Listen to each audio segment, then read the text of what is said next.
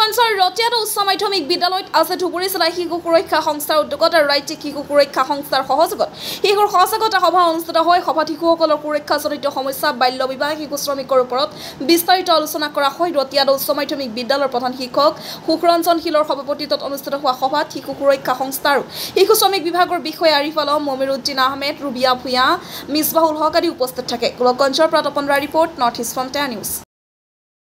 থাকিবা যাতে কোনো অঞ্চলতে বাল্য বিবাহ নহয়, কোনো শিশুৱে যাতে শ্ৰমিক হিচাপে কত কাম নকৰে, কোনো কাৰো লগত পলাইও নাযাবা, এইটো কিন্তু এটা মাৰাত্মক ব্যাধি। কোনো নিচাযুক্ত দ্ৰব্য গ্ৰহণ নকৰিবা। এই ইউনিট ধুবুৰীয়ে আয়োজন কৰা এইটো এৱাৰনেছ অন চাইল্ড ৰিলেটেড ইছ্যুছৰ ওপৰত মানে এটা প্ৰগ্ৰাম পাতিছিলে আৰু এইটো ৰতিয়াত হায়াৰ ছেকেণ্ডেৰী স্কুলত এই প্ৰগ্ৰামটো পাতিছিলে আৰু মই এজ এ ইয়াতে ইনভাইটি হিচাপে আহিছোঁ এজ ফ্ৰম লেবাৰ ডিপাৰ্টমেণ্টৰ লেবাৰ ৱেলফেয়াৰ ডিপাৰ্টমেণ্টৰ পৰা Dhubri assistant labour commissioner labour inspector সময় আৰু মই টপিকটো আছিলে ইয়াতে চাইল্ড ৰিলেটেড ইছ্যু।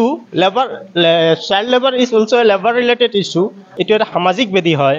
গতিকে চাইল্ড লেবাৰ ৰিলেটেড যিটো চাইল্ড লেবাৰ একচুৱেলি এইটো স্কুলত পতাৰ কাৰণে মই ইয়াতে এটা কথা ক'ব লাগিব। চাইল্ড লেবাৰটো একচুৱেলি মই মানে আমি যিটো চাইল্ড লেবাৰ ৰেস্কিউ ড্ৰাইভত ওলাওঁ, মাহে মাহে ওলাই থাকোঁ আমি। লাষ্ট মাহত আমি 4টা ড্ৰাইভ কৰিছোঁ, এইটো ফালেও আহিছিলোঁ। যেতিয়া আমি বাচ্চা এটা হেৰি কৰোঁ ড্ৰাইভত, বাচ্চা এটা পাওঁ, মেক্সিমাম দেখা যায় যে হওক কোনোবা এটা ক্লাছ 8, 9 হয়তো 10ত এক্সাম দিয়াৰ পিছত আৰু সি ড্ৰপ আউট হৈ গৈছে।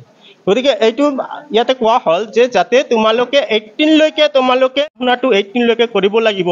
তাৰপিছত কেৰিয়াৰ কাউন্সেলিং হ'ব, তাৰপিছত তুমি যিটো ভাল ভাবিবা সেইটো কৰিবা, তাৰ আগত কোনো কামত এংগেজ নহ'বা আৰু সেইটো মাইণ্ডতে নানিবা।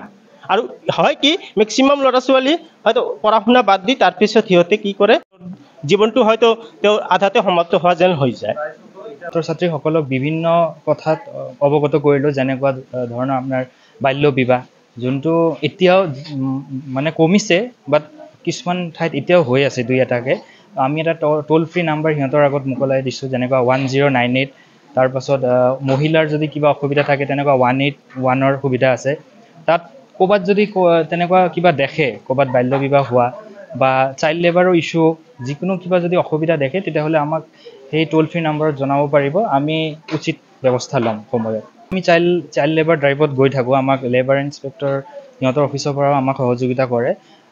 এতিয়াতো বৰ্তমান বহুত কমিছে, তথাপিও আপোনালোকক সাংবাদিকসকল বা মিডিয়া পাৰ্চনসকলকো যদি তেনেকুৱা ইনফৰমেশ্যন পায় আমাক জনাব, আমি উচিত ব্যৱস্থা ল'ম। নহয় তেনেকুৱা কি হয়, একচুৱেলি বহুত বস্তু ইয়াত কি হয়, এটা প্ৰব্লেম হয় লুকাই থাকে। মানে চহৰ অঞ্চলত অকণমান প্ৰব্লেমটো বেছি হয়। বাকী টাউন এৰিয়া বা যোনখিনি কি হয়, এইখিনি এৰিয়াত মোটামুটি এতিয়া কভাৰ হৈছে। কিন্তু প্ৰব্লেমখিনি কি বহুত ক্ষেত্ৰত কি হয়, ৰিপৰ্টিং নহয়, সেইটো এটা ডাঙৰ ইছ্যু হয়। তো ৰিপৰ্টিং হোৱাৰ লগে লগে আমি উচিত ব্যৱস্থা লওঁ, প্ৰশাসনৰ মানে যি কৰিব লাগে।